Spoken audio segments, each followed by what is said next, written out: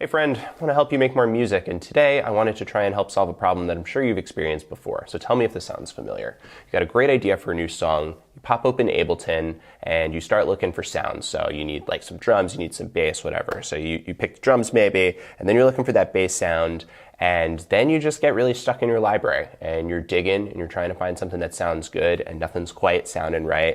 And you finally decide to settle on something, and you get back to the song, and you've just like totally lost the vibe, you're not really interested anymore, mess around for a little bit, close the project. Does this happen to you? It happens to me all the time. I wanted to try and help you solve this problem today by using something called templates. So in Ableton Live, the default template is the set that opens when you open Ableton Live. So it says Untitled at the top, and you make some music in there, and then you save the project. But you can actually change that default set that opens when Ableton opens to be something more useful for you, something that maybe makes more decisions for you and gets you into the music making process faster. So today I wanted to share a template with you that I created that helps me make music faster, and I wanted to show you how you could replace your default live template with this one. All right, so here we are in front of the computer. So I'm gonna leave a link to this project in the video description. So once you download this guy, you're gonna wanna extract it. And what you're gonna have is an Ableton project. So inside there, you can just open this like any other Ableton project.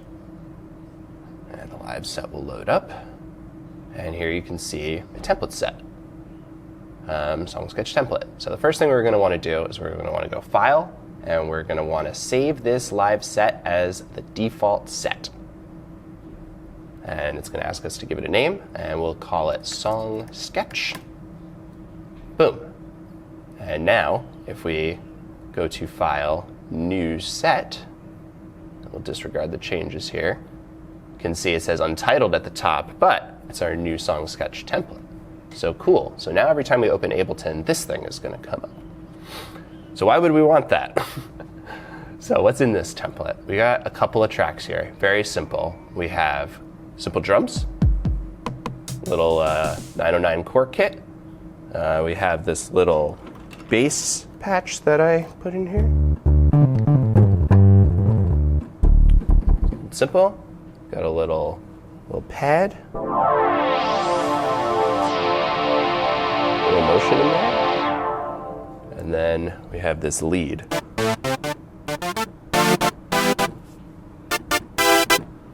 Now you may be thinking, these sounds are not super exciting, Ryan, and that's kind of the point.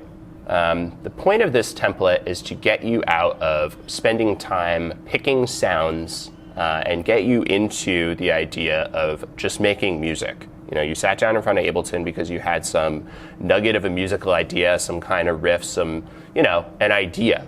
And this template makes a decision for you about these sounds and funnels you into having to think about the composition instead of the sounds. I've also included 2 audio tracks here rigged up to inputs 1 and 2. You probably have a 2-channel interface if you're just getting started, or even if you're a professional, 2-channel interface is pretty awesome.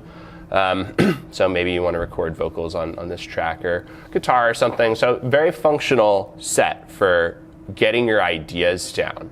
So there's 2 things that I think you'll really love about this template. Number 1 is you can open and use it in any version of Ableton. Even if you have Live Lite and you're just getting started, or the trial version, you can take a look at this and use these sounds. So the other thing that I think you'll come to appreciate about this set is that it'll force you into a different workflow. I know a lot of people begin their song making process by picking out a bunch of sounds and then going from there. But this kind of inverts that and picks a bunch of sounds for you, makes you start thinking about composition, which might be something that you think about last. So thinking about that first might spur some new creative ideas.